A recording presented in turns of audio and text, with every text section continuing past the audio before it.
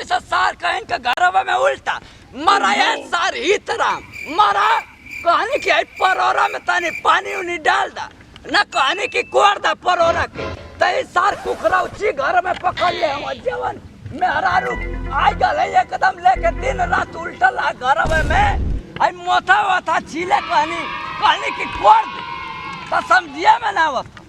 एक जानी हूँ आई तो कहत है कि ये बाबूजी तार परोरा कितना बढ़िया छैला था आज दूसरा का अगर मेहरारू ना रहतो ना घर का पतो तब मार के आई जाओ लार देती आए उन तोरे आंखें बजा हमारे परोरा के नजरिया देता हूँ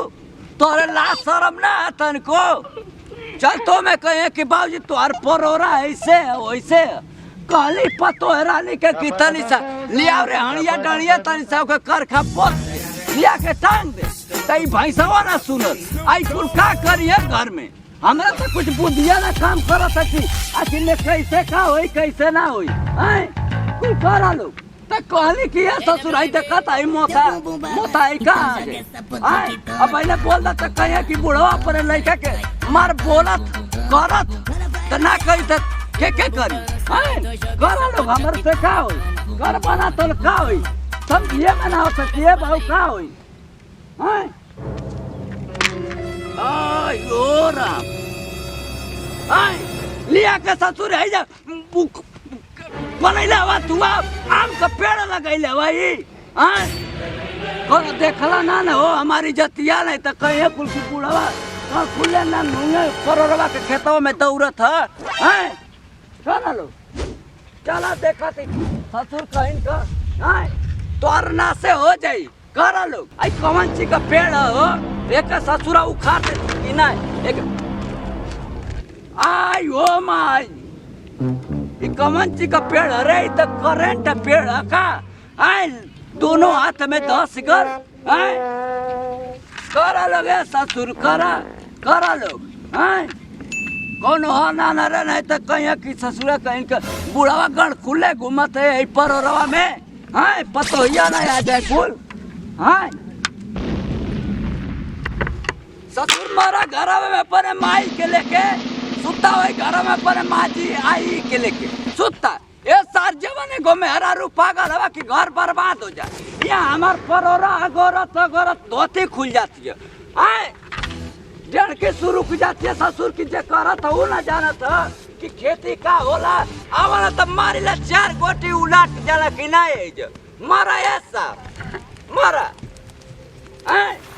कई इतना बढ़िया तल्ला बना देले कि ससुर की चढ़ी कहां से होई हैं चढ़ावा लो उलट ना जा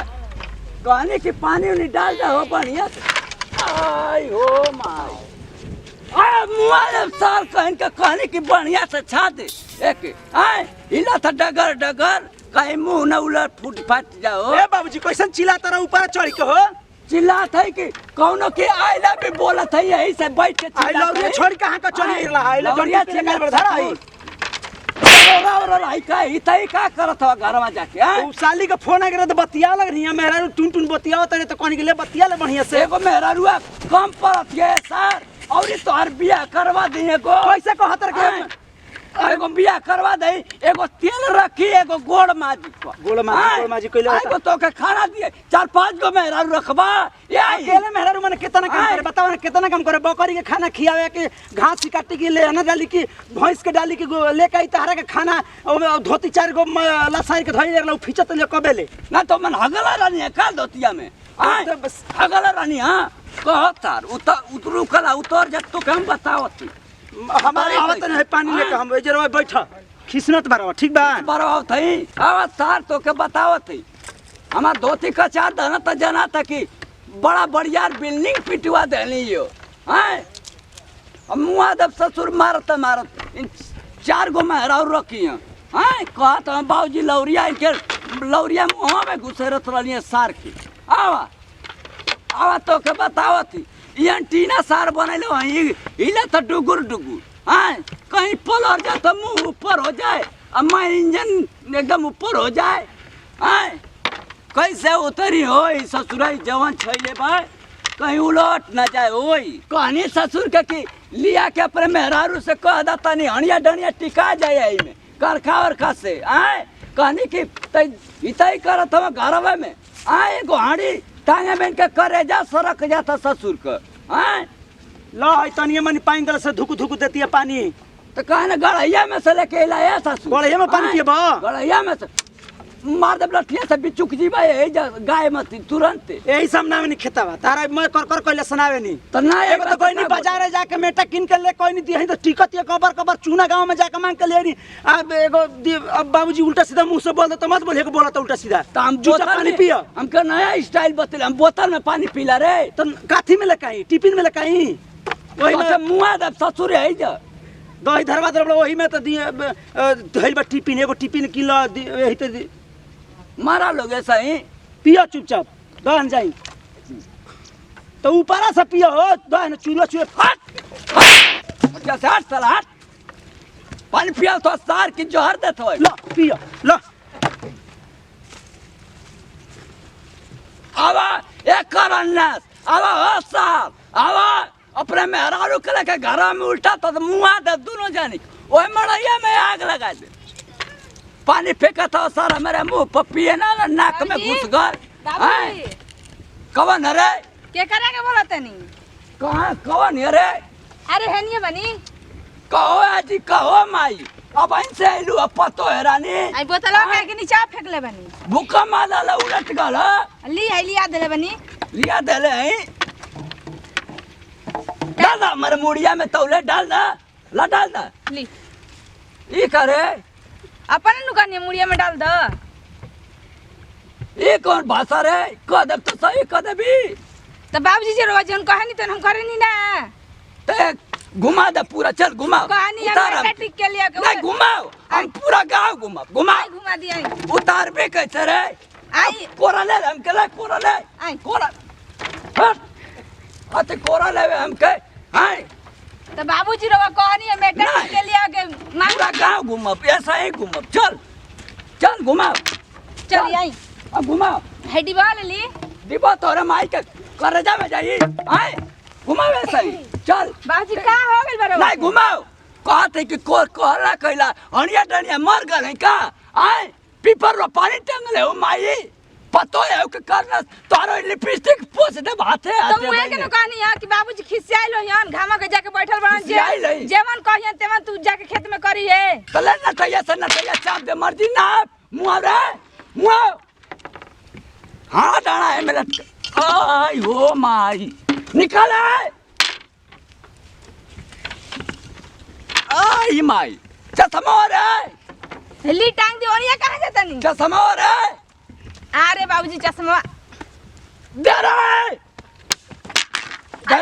ये रे चश्मा अरे हेनिया ली आई रे बापा चश्मा रे अरे हेनिया आई अरे हेनिया का घुमाता रे बाबूजी है चश्मा रे भइल हेनिया का घुमाता हो अरे अरे ओने करे का थइले बड़ हो अरे बाप रे बाप आए चश्मा आए अरे पकड़िए चश्मा पहिना इनके चश्मा ना दे अरे गौरा लौकत बाबूजी मारे लगन मुआ तो ससुर मारता मारते है जे तोरे का मसा उलट एगो तो हम लेके आइबो कन ऊपर से जब पीट दिहन अब साथ मुआ दब दरर के है जे तो के कहो माई आइलो है जे खेतवा में लफड़ा करवावे तू हैं चश्मा मांगाते तो घुमरू आवत हूं कुकुर मती नाम के आज की बात हम खेत में लात न डालवा डाल तू हाथवा अनर बेबर हो जाए